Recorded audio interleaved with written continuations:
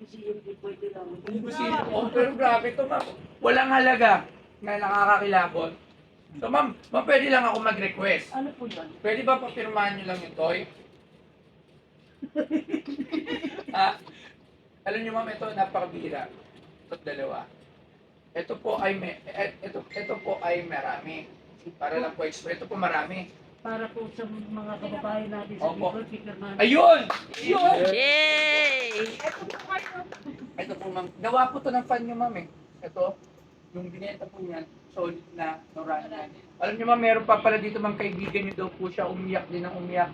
Anong binenta, no? Picture nila ni ma'am, no? Nasaan yan? Picture nyo po, ma'am, kilala niya po siya talaga, matanda na rin po. Tapos, sabi niya, sobrang lagi niyo daw po siya kasama Napanood dati. ko po yun. Ay, napanood niyo? Yung may nagbenta ng picture. Album ba yun? Opo, kilala. album. Nakilala. Ayun o, ma'am. O, sabi Kasi siya, nanonood din naman po. maraming salamat po. Ayun o, ako lang. Thank you. Ako. Maraming salamat po. Salamat po.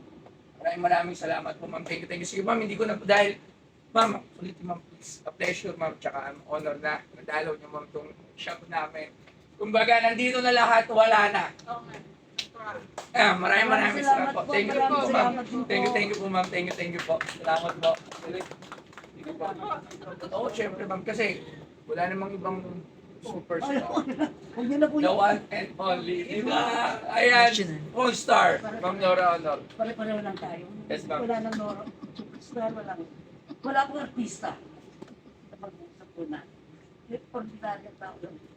Ay, naku, ma'am, napaka-humble. Salamat po. Sobrang humble pala ni ma'am Nora. Salamat po, ma'am. Thank you po. Thank you po. Salamat. Bye-bye. Magandang umaga sa lahat. Alam niyo po kaya po dito kay Bostoyo, unang-una, napapanood ko na po siya dahil may mga fans po na nagbibenta ng album o kung ano man yung binibenta para matulungan po sila. At alam po natin na si Bostoyo naman po ay talaga matulungin sa kapwa. Kaya isa po yun sa isang desisyon na nagpunta ako dito para humingi ng tulong sa kanya na matulungan yung mga kababayan po natin sa Bicol na nasalagta po na Bagyong Christine. Alam niyo, taga-ano po ako Baaw, taga-Iriga. Yung tatay ko taga-Nabua.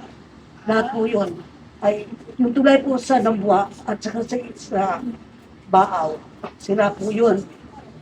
At napakarami po mga kababayan natin na nangangailangan ng pagkalinga at pagtulong. Lalo na sa mga pagkain, sa mga kumot, pagkain, damit. At kay Bostoyo naman po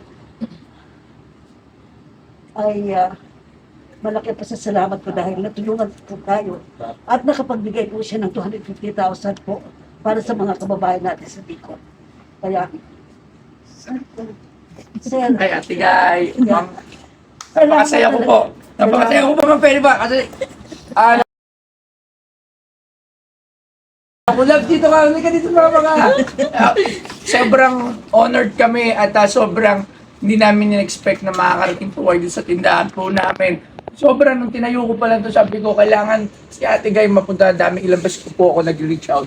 Eh, sabi nga po, maraming salamat po ate guy. Tsaka, sa edad nyo po, naisip nyo pa rin pong tumulong talaga. Grabe yung puso. hanggang ano po yan, hanggang siguro tawagin ako sa taas. Hindi po Grabe po yung puso. Tsaka po isa po pala, naalala nyo po yung episode namin na fan po ni Ate Guy.